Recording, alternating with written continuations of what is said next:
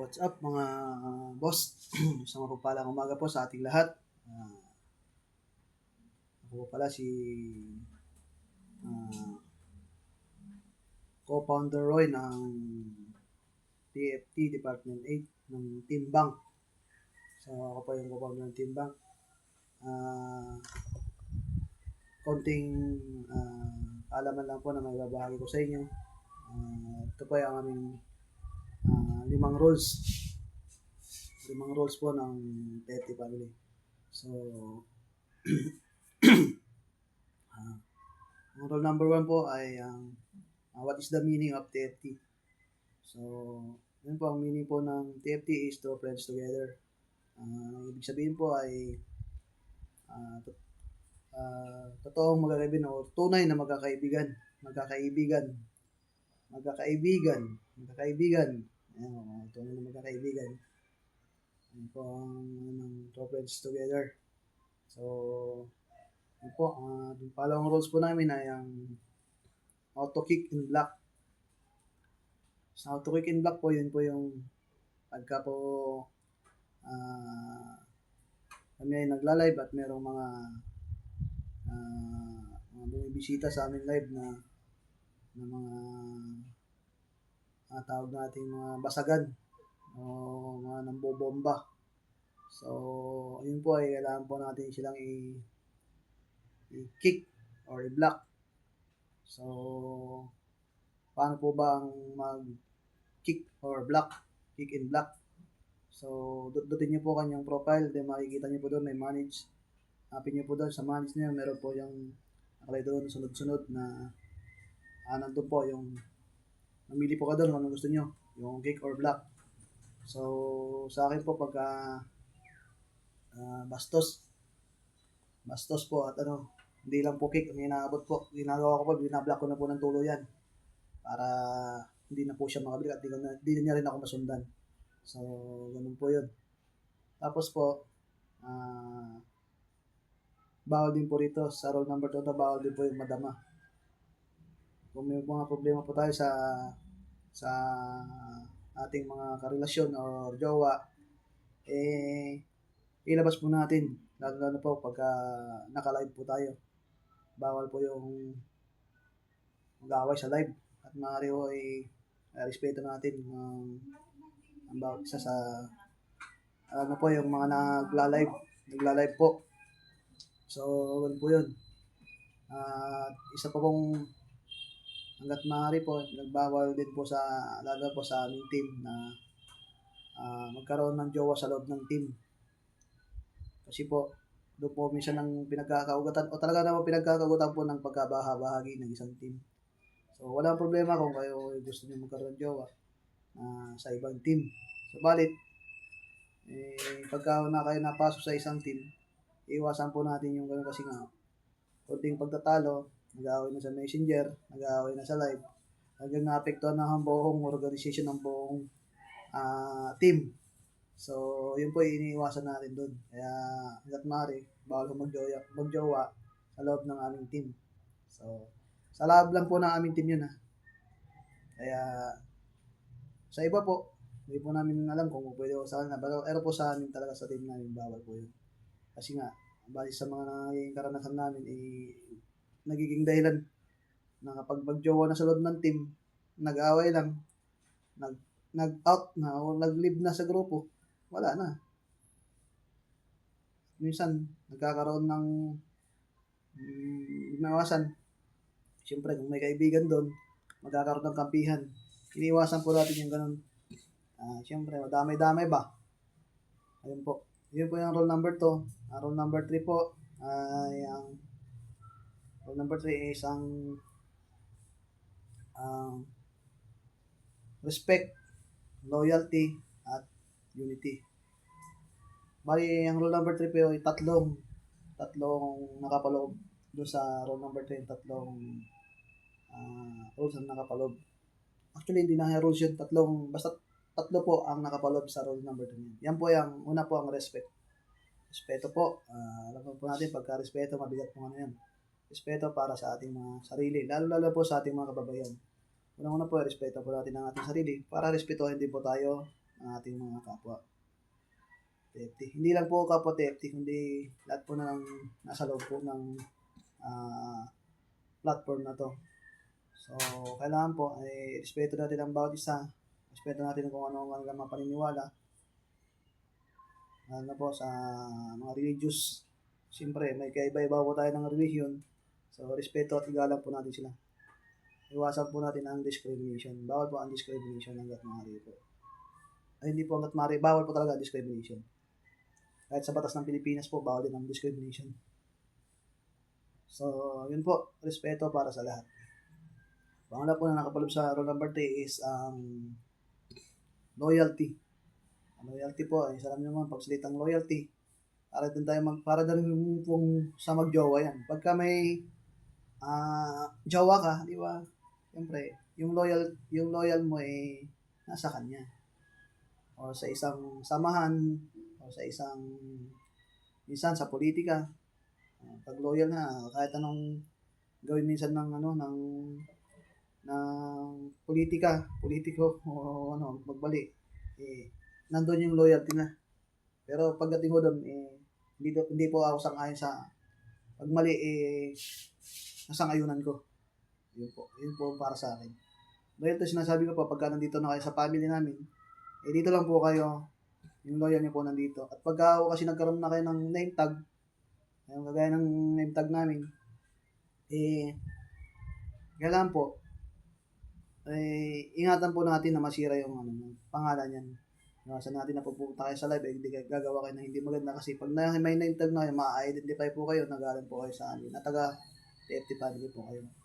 So, yun po, kaya po nagkakaroon ng loyalty. Kung halimbawa naman po gusto nyo umalis o paalam sa GC, wag ko kayo basta-basta maglilib. Kasi, siyempre tayo ay tao kayo tatanggapin sa isang team. Kailangan po, magpaalam kayo at sabihin nyo po kung ano yung talagang dahilan o reason po kung bakit po kayo alis sa aming team. Ano po. Respeto po sa isa't isa para maging maayos po yung samahan. Kasi kahit po nandito lang tayo sa kailangan dala-dala natin yung ating mga pinag-aralan magmula grade 1 hanggang tayo yung nag-college, nandun po rin ang paggalang at respeto, di ba? O sa elementary, good manners and right conduct, yung mga ganyan. So, ganun po. Mag-aalis kayo, paalam po kayo ng maayos, at kayo naman po ipapayagan. So, yun po ang loyalty. Pangatlo po ay ang unity. Tawag namin unity. Sa unity po, kailangan po natin ang pagkakaisa. O nga po, yun nga po yung unity, yung pagkakaisa po. Wala natin ang unity lalo na pagdating po sa mga PK. PK battle po pagka ako kasi may PK ang team natin. Kailangan po magkaisa po tayo. Magkaisa po na suportahan ang bawat isa. Ngayon po, kung wala po kayong pambato or di kayo naka-RC, wala kayong pang-RC at wala po kayo talaga kayo, moral support na lang po. Dumalo kayo doon bilang pagsuporta po sa ating ka-team. Ano po? Supportahan po natin sila kahit na wala tayong pambato. So, ganun po yung tapos po, pagka po magkaroon naman ng event or mga anniversary ang ibang team or ibang department at tayo po ay imbitahan ay pupunta po tayo doon, dadalo po tayo doon para sa pagkakaisa. At same time po, pag nagpapatawag po ng meeting ang ating mga crown or ating mga elite or ating mga officers, pag sinabi po nila na bawal po munang mag-live. Siguro naman, di na ako tayo bata para paulit-ulit na lang po na sabihin. Pag sinabing bawal sa bata, no. Pag ganun, o kahit nasa maalaga natin, sabihin bawal, wag gawin. Di po ba? Ngayon po, pagka may nagla-live na hindi niya, nakalimutan niya o nakaligtaan niya po, pasyalan po natin siya at pagsabihan po. Ganun po. Wala naman pong perfectong tao, so siguro po, akitin natin sa live at makisuyo tayo na pinapatawag tayo at wala po munang magla-live. So, ganun po. Ganun po yung natin doon sa Unity. Lahat po ng, ibig ko sabihin, lahat po ng mga patawag ng ating mga nasa taas ng mga elite, lalo pang mga elite. So, kailangan po, lahat po ng mga members, hindi lang po sa team natin, kundi lahat po ng mga TFT ay pinapapanik po doon sa mga ganong event. So, yun po, roll number 3. Tatlong nakapaloob sa roll number 3. So, next po ay ang roll number 4. Ito, charity.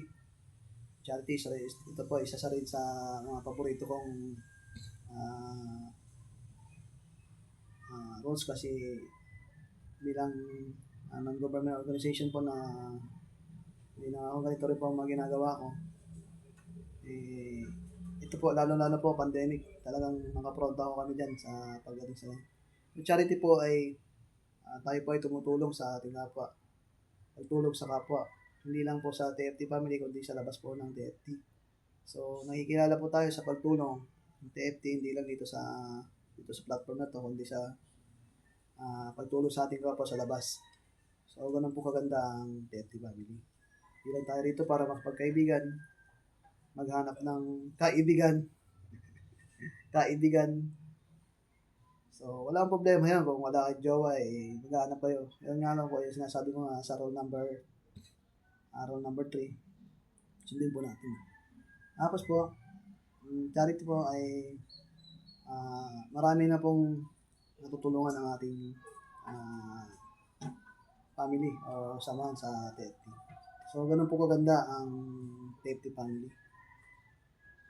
Yun po ang roll number 4, pagtulong sa kapwa o pagmamalasakit sa kapwa. So, sa roll number 5 naman, ito po ang pinakahuling roles. At isa rin sa napaka-importante at nandito po halos lahat ng mga event, PK event, lahat lalo po yung mga charity event. Dito po ipinopost o pinopost, nilalagak, Tagalog, ang ating lahat ng mga natutulungan sa ating TFT family. Kailangan po, pagka po kayo in-orient, magyayari po ng orientation nyo, hanggat maaari po, o maaari, or talagang gawin nyo po, para po rin po ito sa ating ay gagandahin natin. Kasi po, papapaliwanag ko po, TFT channel, TFT Kulitan channel, yun po yung ating YouTube channel. Naroon po lahat ng mga event, charity event. At ito po ay, kaya po natin pinapatupad ito ay, alam naman po natin sa larangan ng YouTube, pagka po ito ay kumita, kapag kumita po, magagamit pa natin sa mas marami pa daw tayong matutulungan. Maliwanag po na ang ating TFT family ay may YouTube channel para po ito ay pang-support po sa mga yung kikitain niya po ay may pangtulong, may dagdag pangtulong kasi marami po tayong tinutulungan. At isa pa po, kung kayo po ay isang miyembro din ng TFT family, ay maaari po kayong lumapit sa ating mga TFT family upang kayo ay matulungan. At lang po kayo, nagbigay ng atibayan na kayo po ay may medical certificate, picture, o napapatunay po na kayo po ay nasa ospital at nangangailangan po ng tulong. So, yun lamang po. Muli po, mapagpalang umaga po sa ating lahat at nawa po ay may natutunan po kayo kahit paano. Maraming salamat po. Ingat po tayo.